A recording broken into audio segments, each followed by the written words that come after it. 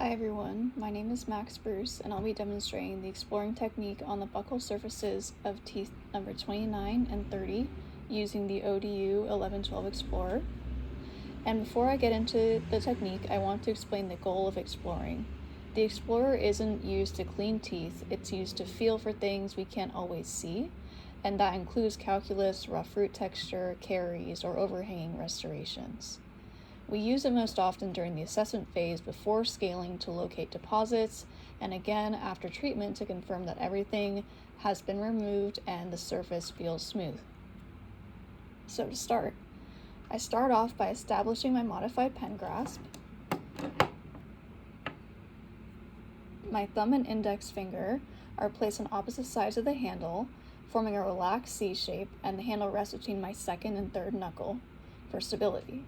Because I have short fingers, I tend to grasp the instrument a bit higher on the handle. This gives me more control and helps me maintain a relaxed functional grasp. And my middle finger is placed on the functional shank, not the handle, and this helps me feel vibrations from the tip as I explore for calculus or any plaque buildup. My ring finger is used to stabilize my hand and during motion.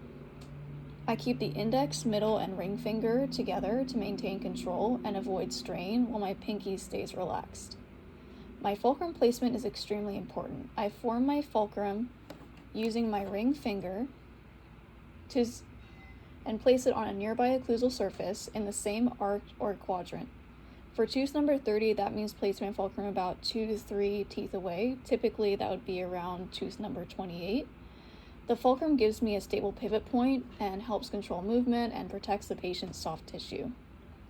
Before we select the working end, it's important to understand parallelism. Parallelism means keeping the terminal shank of the Explorer aligned with the long axis of the tooth, an imaginary line that runs vertically through the center of the crown and root. So for tooth number 30, that axis is nearly straight but leans slightly lingually. And by keeping the shank parallel, I maintain proper adaptation, avoid tissue trauma, and preserve tactile sensitivity. Now, for selecting the correct working end, with my grasp in place, I check for parallelism. For posterior teeth, I want the terminal shank to be parallel to the long axis of the tooth, and the functional shank should curve up and over the tooth when placed on the distal surface. If the shank crosses the tooth or curves inward, that's the incorrect end. When the shank lines up with the tooth and wraps over it smoothly, like this, then I know I've selected the correct working end. So here's an example again of the incorrect end. You can see it crosses the tooth and curves inward. Now here's the correct end.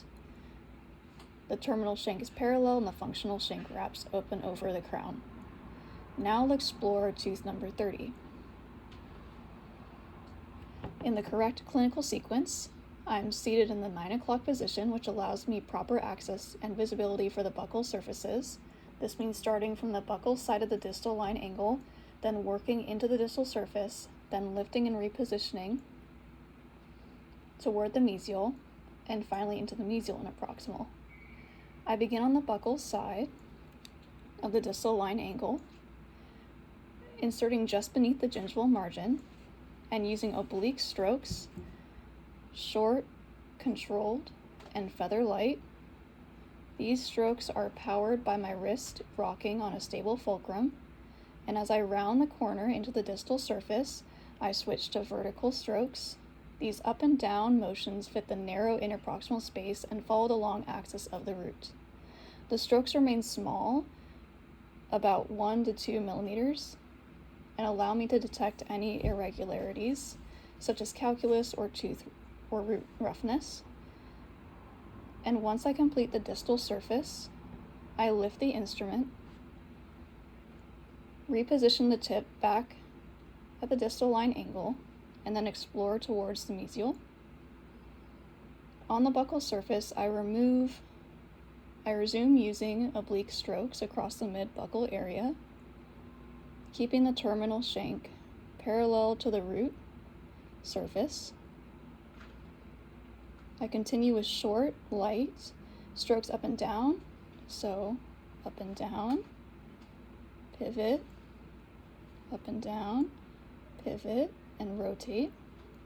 As I approach the mesial line angle, I begin to pivot my hand on the fulcrum more intently and roll the instrument handle between my thumb and finger. This rolling motion allows the tip to stay adapted as it transitions around the curvature of the tooth, and once I'm in the mesial and proximal space, I switch back to vertical strokes, up and down motions that reach halfway under the contact area. This ensures I'm fully exploring the mesial root surface. The role of the thumb and index finger is critical here. At every line angle, they work together to roll the handle and keep the explorer tip adapted as I move on one surface to another. Without the roll, the tip could lose contact with the tooth or even poke soft tissue. For example, if I just pivot, then I'm poking. This finger roll ensures the tip stays flush to the tooth surface through every curve. It's important to note that throughout this, the tip stays positioned at the gum line, gently placed under the margin, about 1 to 2 millimeters deep and kept in contact with the roof surface. Now I'll repeat the same steps for tooth 29. I begin at the buccal side on the distal line angle, using short oblique strokes powered by the wrist.